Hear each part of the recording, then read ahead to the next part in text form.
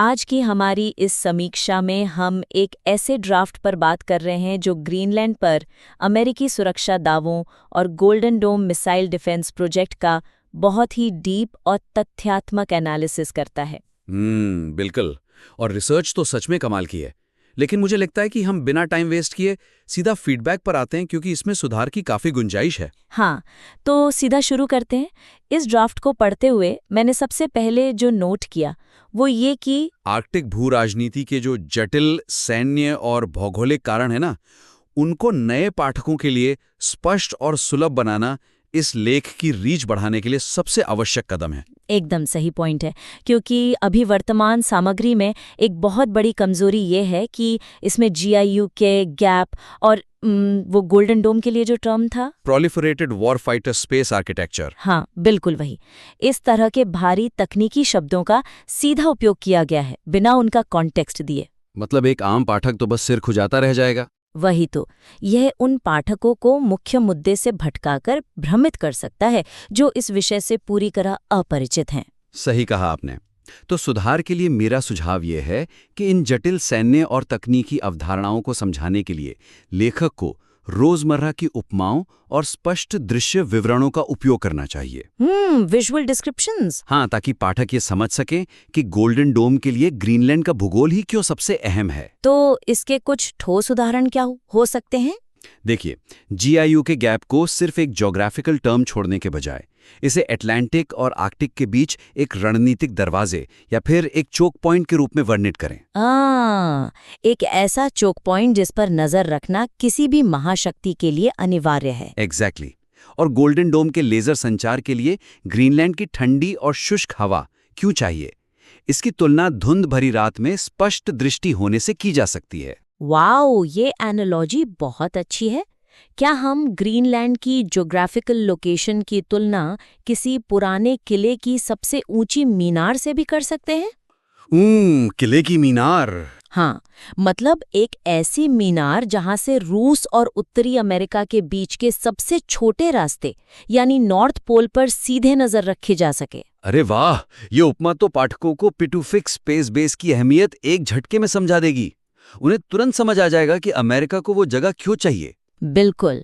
तो एक बार जब पाठक ये समझ जाते हैं कि ग्रीनलैंड सैन्य दृष्टि से इतना महत्वपूर्ण क्यों है, तो अगला सवाल जो दिमाग में आता है वो ये कि क्या अमेरिका को सच में इस पर कब्जा करने की जरूरत है? और यहीं से हमारी दूसरी बड़ी चर्चा शुरू होती है।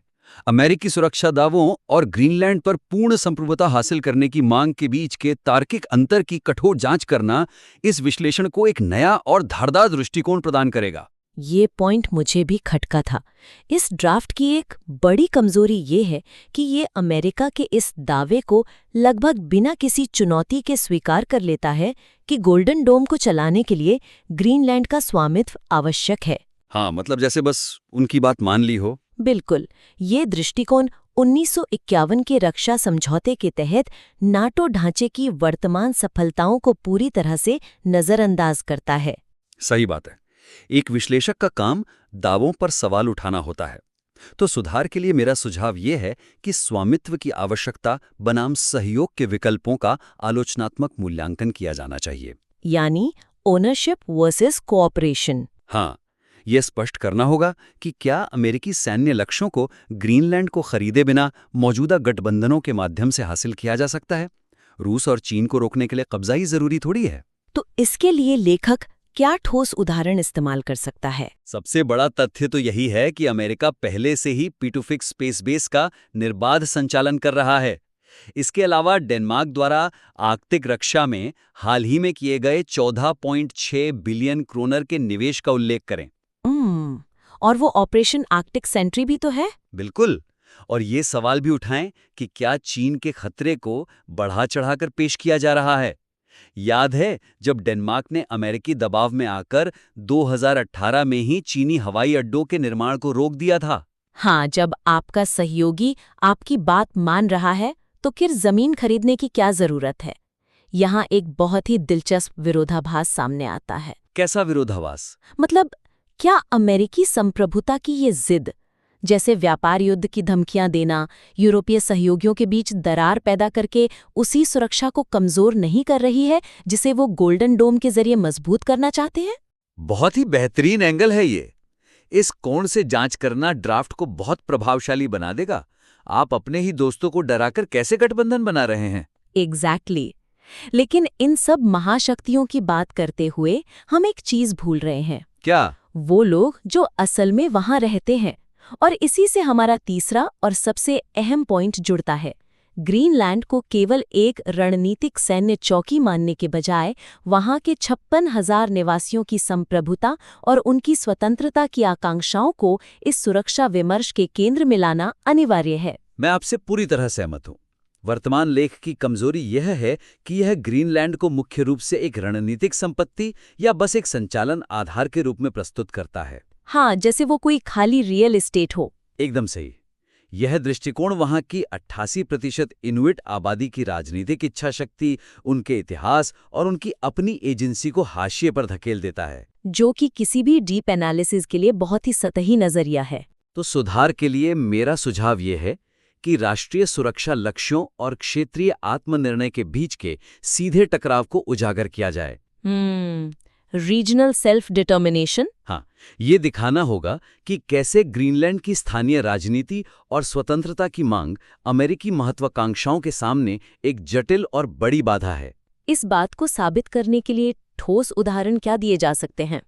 आप 2009 के सेल्फ गवर्नमेंट एक्ट का प्रमुखता से उल्लेख कर सकते हैं और साथ ही ग्रीनलैंड की हालिया विदेश नीति के मूल मंत्र का भी इस्तेमाल करें, जो है हमारे बिना हमारे बारे में कुछ नहीं। नथिंग अबाउट अस विदाउट अस। बिल्कुल। इसके अलावा ये तथ्य भी शामिल करें कि 85% ग्रीनलैंडर्स अमेरिकी कब्जे का कड़ा विरोध करते हैं। वे डेनमार्क से एक स्वतंत्र राष्ट्र बनने की दिशा में काम कर रहे हैं, न कि किसी अन्य महाशक्ति की कॉलोनी बनने की दिशा में। माओ, 85% बहुत बड़ा नंबर है। ये स्थिति तो बिल्कुल ऐसी है जैसे कोई शतरंज खेल रहा हो और ये भूल जाए कि मोहरों की अपनी भी एक मर्जी है। हाँ, मोहरे पलटवार भी कर सकते हैं। तो क्या ये संभव है कि अमेरिका के आक्रामक रवैये और कब्जे की धमकियों ने ही ग्रीनलैंड के लोगों को अमेरिका से और दूर कर दिया हो, जिससे भविष्य में गोल्डन डोम के लिए आवश्यक स्थानीय सहयोग हासिल करना और भी मुश्किल हो जाएगा? बिल्कुल।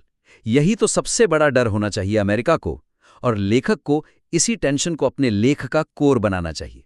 मुझे लगता है कि हमने इस ड्राफ्ट की सभी प्रमुख कमजोरियों और उनके समाधान पर काफी अच्छी चर्चा कर ली है। चलिए एक बार समराइज कर लेते हैं। जरूर। तो निष्कर्ष के तौर पर यह सामग्री तकनीकी रूप से बहुत समृद्ध है, लेकिन इसे और भी अधिक प्रभावशाली बनाने के लिए 3 मुख्य सुधार किए जा सकते हैं। पहला सुधार, नए पाठकों के लिए भौगोलिक और सैन्य महत्व को सरल उपमाओं जैसे किले की मीनार या चोक पॉइंट से समझाना।